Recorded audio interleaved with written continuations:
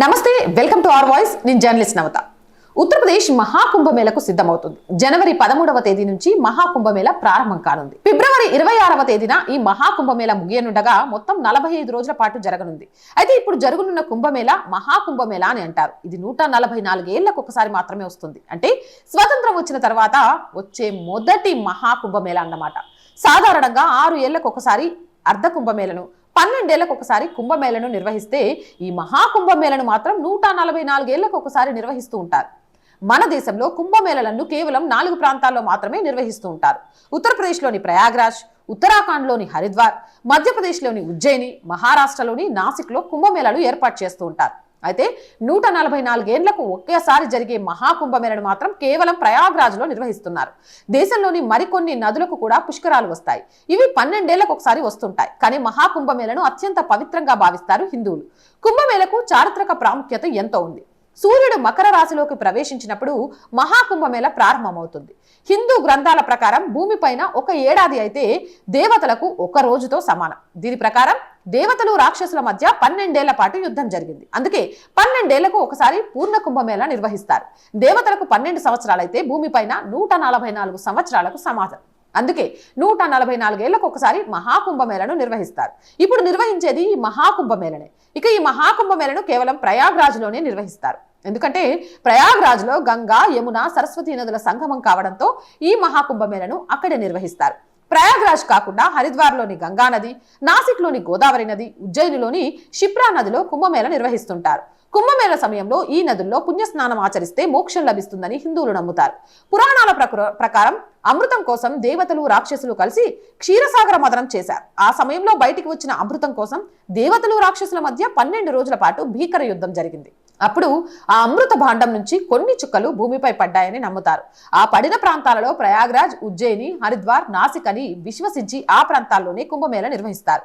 రాచస్నానాల తేదీలు మహాకుంభమేళ సమయంలో భక్తులు ఆచరించే రాచస్నానాలకు అత్యంత ప్రాముఖ్యత ఉంటుంది. 2025 మహాకుంభమేళలో రాచస్నానాలు ఆచరించేందుకు కొన్ని ముఖ్యమైన తేదీలను ప్రకటించారు. జనవరి 13వ తేదీన పుష్య పౌర్ణమి రోజున మొదటి రాచస్నానం ఆచరిస్తారు.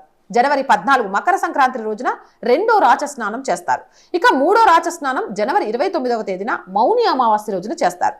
4వ రాచస్నానం ఫిబ్రవరి 3వ తేదీన వసంత పంచమి రోజు నిర్వహిస్తారు. 5వ రాచస్నానం ఫిబ్రవరి 12వ తేదీన మాఘ పూర్ణిమ రోజు ఆచరిస్తారు. ఇక చివరిదైన 6వ రాచస్నానం మహాకుంభమేళ ముగిసే రోజు అంటే ఫిబ్రవరి 26వ తేదీన మహాశివరాత్రి పర్వదినాన చేస్తారు.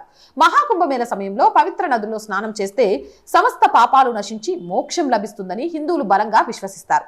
భారత చరిత్రలో కుంభమేళకు ఎంతో ప్రాధాన్యత ఉంటుంది. ఇక ప్రయాగ్రాజ్లో నిర్వహించనున్న ఈ మహాకుంభమేళ ప్రపంచవ్యాప్తంగా ఉన్న హిందూ భక్తులకు, సాధువులకు ఒక పెద్ద ఆధ్యాత్మిక సదస్సుగా నిలుస్తోంది. ఈ మహాకుంభమేళకు 850 ఏళ్లకు పైగా చరిత్ర ఉందని చరిత్రకారులు చెప్తుంటారు.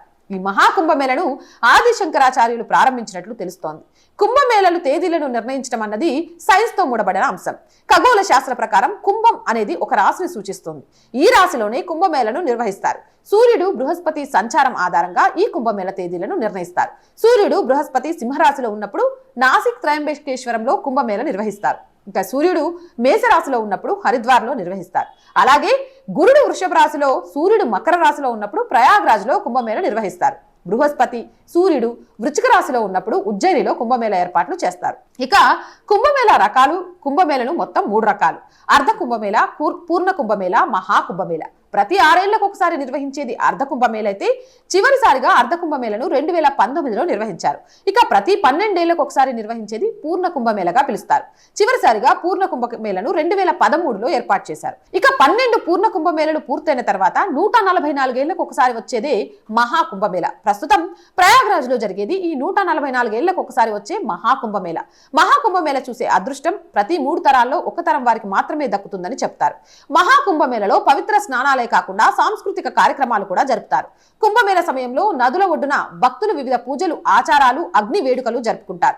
పవిత్ర నదుల్ని గౌరవించేందుకు సూర్యోదయం, సూర్యాస్తమయ సమయాల్లో హారతిస్తారు. భక్తి గీతాలను ఆలపిస్తారు. మతపరమైన ఆచారాలతో పాటు సాంప్రదాయ సంగీతం, నృత్యాలు, నాటకాలు సహా వివిధ రకాల సాంస్కృతిక ప్రదర్శనలు ఉంటాయి.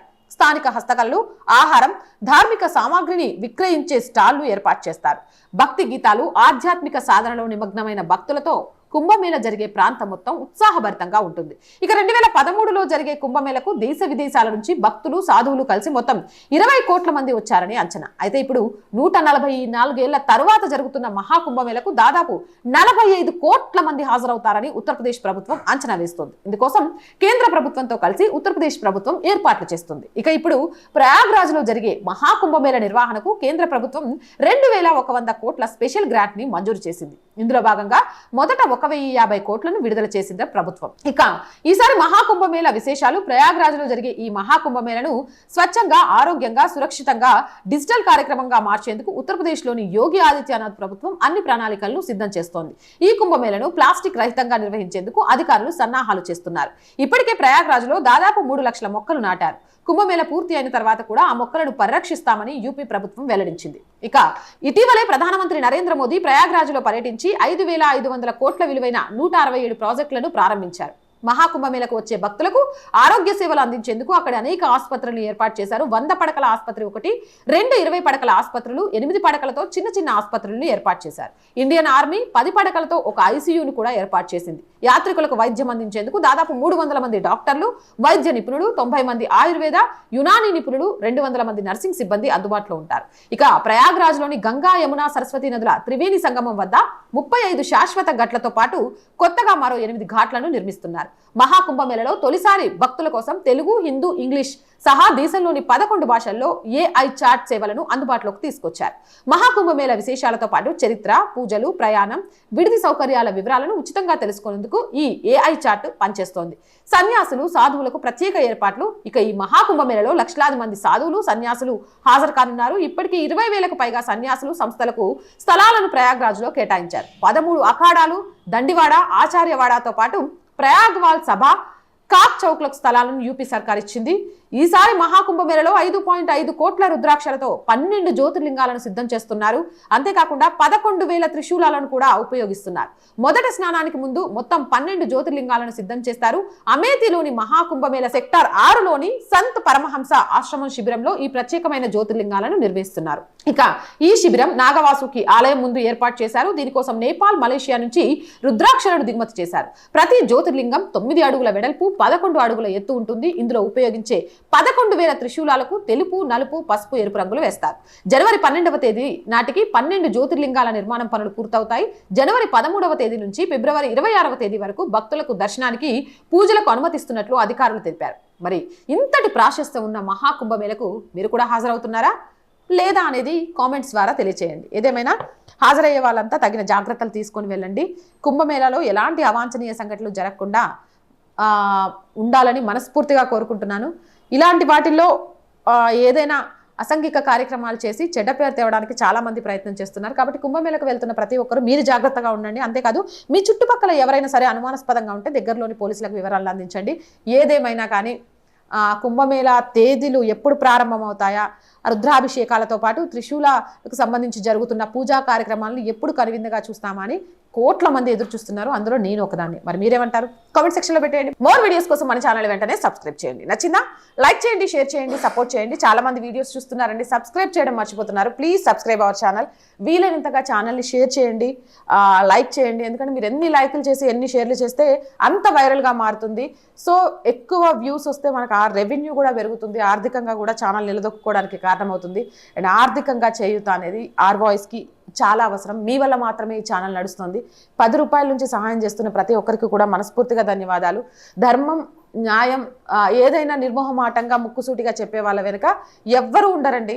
ఏ రాజకీయ నాయకుడు కానీ లేకపోతే ఏ వ్యాపారవేత్త కానీ. ఎందుకు అంటే మాకెందుకులే అనుకుంటారు. దీన్ని నిలబెట్టాలి అనుకునేది సామాన్య మధ్యతరగతి ప్రజలు మాత్రమే. అది నాకు చాలా క్లియర్గా ఈ ఛానల్ పెట్టాక అర్థమైంది. వాళ్ళు మాత్రమే ఈ ఛానల్ని ఈరోజు నిలబెడుతున్నారు. వాళ్ళు చేసే సహాయమే ముందుకెళ్ళడానికి కారణమవుతుంది. ప్లీజ్ అలాగే కొంత మేము సెట్ అయ్యేదాకా మీ అందరి చేయుతను అందించండి. ఆర్థికంగా సపోర్ట్ చేయాలి అనుకునేవారు సబ్స్క్రిప్షన్ పక్కనే జాయిన్ అనే బటన్ ఉంటుంది. 1 to 5 లెవెల్స్ ఉంటాయి. ఏదో ఒక లెవెల్లో సపోర్ట్ చేయండి. లేదా స్క్రీన్ మీద గూగుల్ పే, ఫోన్పేతో పాటు అకౌంట్ డీటెయిల్స్ కూడా ఉంటాయి. మీకు తోచిన సాయం చేయడం ద్వారా ఓ మధ్యతరగతి అమ్మాయి కలను నిలబెట్టుకోవాలి అనే తపనకు సహాయాన్ని అందించిన వాళ్ళు అవుతారు. వ్యాపార ప్రకటనల కోసం 8328500576 నెంబర్ని సంప్రదించండి. అలాగే ఏ సమస్య అయినా సరే, ప్రజా సమస్య ఏదైనా సరే మీ గొంతుకను మా గొంతుకగా వినిపించడానికి మేము ఎప్పుడు సిద్ధంగా ఉంటాము. దానికోసం 8328500576 నెంబర్కి వాట్సాప్ ద్వారా తెలియజేయండి. జై హింద్, జై భారత్.